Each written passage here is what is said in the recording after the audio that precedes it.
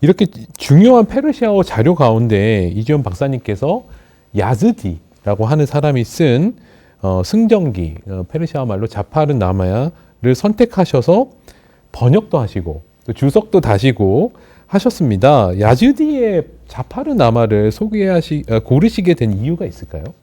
티무르조 같은 경우에는 그러니까 중앙아시아를 연구했던 이제 러시아 학자 중에 바르톨드라는 인물이 이제 티무르조의 역사서는 수가 적은 게 문제가 아니라 수가 많은 게 문제다라고 네. 얘기했을 정도로 종류가 굉장히 많습니다. 그래서 티무르조의 역사가 한 130년 정도 되는데 그 안에 정말 오롯이 역사서라고 할 수 있는 역사서만 10권이 넘어가게 되거든요. 그러다 보니까 저도 이제 다양한 작품들을 보게 되면 다양한 역사서를 보게 되면서 어떤 역사서를 선택을 해서 이제 제가 공부를 이제 하는 게 좋을까라는 생각을 했는데 여러 가지 훌륭한 역사서들이 많지만 그 중에서 이 야즈디의 이 승전기 자파르나마를 처음에 보았을 때는 우선 좀 그 문체가 굉장히 아름답다라는 게 제가 그때만 해도 약간 문외한이었기 때문에 좀 문체가 아름답다는 게 일단은 이제 눈길을 끌었습니다. 그래서 네. 이 승전기가 운문, 산문 복합체로 되어 있기 때문에 이제 굉장히 많은 부분이 시로 되어 있고 이제 산문으로도 되어 있고 하는 그런 부분이 있는데요. 이제 페르시아 문학의 이제 정수가 아무래도 시다 보니까 그런 네. 페르시아 문학의 정수를 보여주는 그런 아름다운 식구들 그런 페르시아어가 것들이 시로 유명하죠. 뭐 하페즈 뭐 이런 그렇죠. 시로 사디 뭐 이런 네. 이제 그런 이제 정말 하피즈나 아까 말씀드린 하피즈 같은 경우 실제로 이제 그 인용된 부분이 들어가 있기도 하고요. 저의 그 승전기에. 그래서 그런 부분들 굉장히 일단 눈길을 끌었고 그 다음에는 좀 책을 읽어 나가면서 또 마음에 들었던 것이 역사적인 내용도 충실하지만 그 외에 좀 비역사적인 부분, 그러니까 역사 외의 내용들, 그러니까 페르시아의 문화를 느낄 수 있는 부분들이 굉장히 저에게 많이 눈에 띄었습니다. 예를 들어서 뭐 천문학 관련된 그런 내용들도 굉장히 네. 많이 들어있고요. 그 다음에는 어디에서 그냥 다리를 묘사를 하는데 그 다리에 대해서 묘사를 할 때 다리의 기둥이 55개라는 이유만으로 그것을 숫자로 해석을 하거든요. 그래서 1에서부터 10까지 더하면 55가 되기 때문에 그 훌륭한 숫자. 그러네요. 네. 오, 신기하다. 네. 그래서 그런 훌륭한 숫자를 사용해서 이 다리를 세웠다. 이런 식으로 해서 그런 다양한 학문, 그 당시에 그 지역에서 중앙아시아에서 이제 굉장히 이제 많은 사람들이 많이 이제 연구하고 했었던 그런 학문들도 굉장히 내용이 많이 수록이 되어 있고 그런 부분들도 굉장히 저에게는 되게 재밌게 와닿습니다. 하지만 한편으로는 그렇게 뭐 역사 외의 내용들이 많다고 해서 역사적인 부분에 충실하지 않느냐 하면 그것도 아닌 것이 이 역사서가 이제 앞서 말씀드린 대로 다양한 다른 역사서들과 비교해 보았을 때 절대 내용이 뭐 부실하다거나 그런 것이 아니라 오히려 이제 과거에 있었던 어떤 역사서 중에서 이제 내용이 좋은 것은 받아들이고 좀 수정할 만한 것은 수정하고 좀 약간 모호한 부분은 좀 더 확실하게 밝히고 그다음에 부족한 부분을 이제 보충을 해서 좀 더 완전하게 만들어낸 역사서다라는 생각이 들어서 어떻게 보면 두 마리 토끼를 잡은 역사 외적인 부분도 충실하고 역사적인 내용 자체도 충실한 그런 역사서라는 생각이 들어서 선택을 하게 되었습니다. 자파르나마 저도 읽고 싶어지는데요. 좀 시청자분들께 이 자파르나마가 페르시아어의 문학을 맛보는 차원에서 좀 일부분을 소개해 주실 수 있으실까요? 예, 제가 사실 이제 이 자파르나마 같은 경우에 워낙 양이 좀 방대하다 보니까 그 중에서 어떤 것을 말씀드리면 좋을까, 특히 이제 페르시아 문학과 관련해서 어떤 부분을 소개해드리면 좋을까라 생각을 해보았다가 아무래도 식구가 좀 좋지 않을까라는 생각을 했는데 자파르나마 안에 있는 시죠? 안에 있는 식구가 좀 좋지 않을까 생각을 해보았는데요.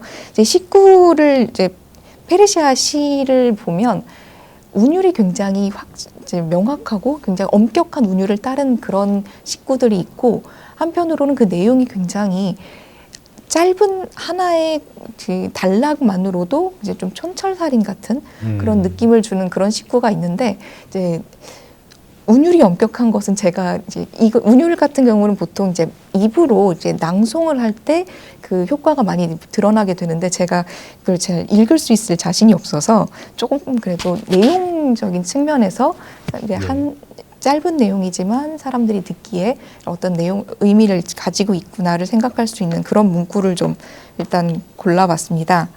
گر از کوه پرسی بیابی زباب که شاه حتی میوه ندهد ثواب.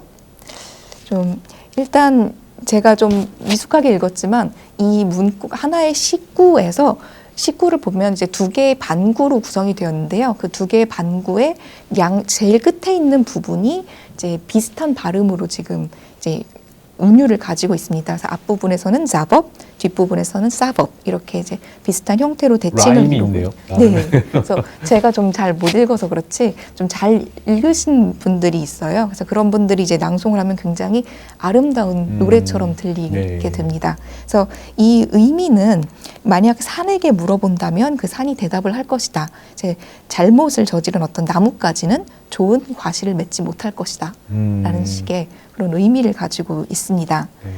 그리고 또 한 가지를 소개를 시켜드리면 이거는 이제 좀 운율이 이렇게 이제 바로 드러나는 식구는 아닌데 의미가 굉장히 이제 짧은 문구로 의미를 전달하는 것 같아서 이제 소개를 시켜드리겠습니다.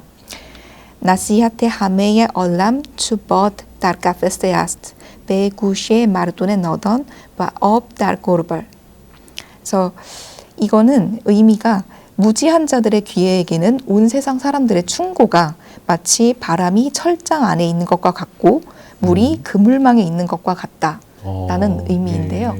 네. 야즈디가 이렇게 역사서 내에서 여러 차례 무지한 사람들에 대한 어떤 경고를 날리는 그런 내용을 이제 기록을 해놓곤 하는데 그게 무지하다라는 것이 정말 뭐 지능적인 문제가 아니라 다른 사람의 말에 귀를 닫는 그런 사람들을 이제 무지하다는 식으로 이제 저격을 하면서 이제 그런 사람들에게는 아무리 말을 해도 정말 이제 물이 그물망에 있는 것처럼 빠져나가게 된다라는 식의 굉장히 짧지만 그것을 통해서 어떤 의미를 전달하는 그런 식구들이 많이 포함되어 있습니다. 네.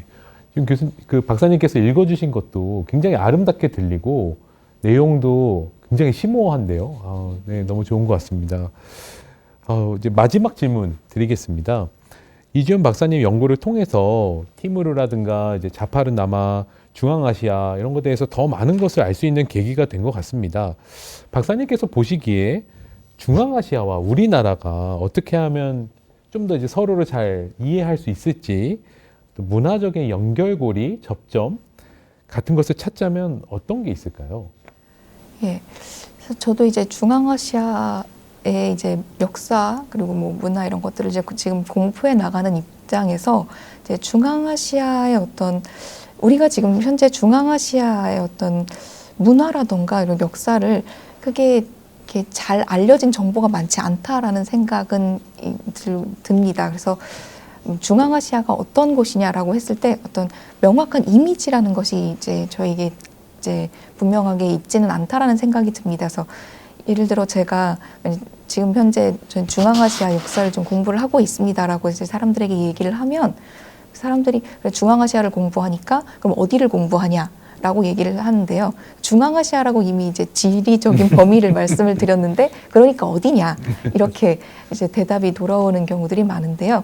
저는 그렇게 했을 때 이제 다 대답을 드리는 것이 이제 그 국명 뒤에 스탄이라는 어떤 네. 전미사가 붙으면 카자흐스탄, 우즈베키스탄 이런 예. 곳이죠. 네. 그래서 이런 경우가 붙으면 이제 대부분 이제 중앙아시아라고 할 수 있다. 일부 그렇지 않은 경우들도 있지만 그래서 그런 지역들을 저는 지금 공부를 하고 있습니다라고 하면 이제 사람들이 그런 곳을 공부를 하고 있는구나 해서 그때 조금 이제 이해를 하시게 되는 것 같아요. 그래서 그렇게 해서 좀 어떻게 보면은 이제 다소 거친 표현이지만 그렇게 설명을 드리는데요. 이 스탄이라고 하는 그 뒤에 전미사를 생각해 보면 이제 이것이 또 페르시아어이거든요. 그래서 실제로 이제 우즈베키스탄이라고 하면 우즈벡족들이 이제 살고 있는 그런 지역, 뭐 이런 식으로 이제 우리가 카자흐스탄은 카자흐 사람들이 사는 지역 이렇게 이제 우리가 볼 수가 있겠죠. 그래서 우리가 사실 중앙아시아에 대해서 이제 잘 알지 못하지만 그래도 이제 국명들은 우리가 조금씩 알고 있는데 그런 국명들의 이제 내용들을 조금 살펴보면 페르시아어가 들어가 있다라는 걸 생각을 하게 되면 왜 여기에 국명에 페르시아어가 들어가 있지? 라는 생각을 할 수 있게 되고 그랬을 때 조금 더 중앙아시아에 왜 이렇게 국명이 이제 페르시아어가 되었을까를 조금 더 역사적으로 살펴보면 제가 앞서 말씀드렸던 대로 이제 이 중앙아시아라고 하는 지역이 이제 과거에 이제 넓게 페르시아 문명권 안에 문화권 안에 속해 있는 그런 곳이었고 페르시아어가 굉장히 이제 문어로서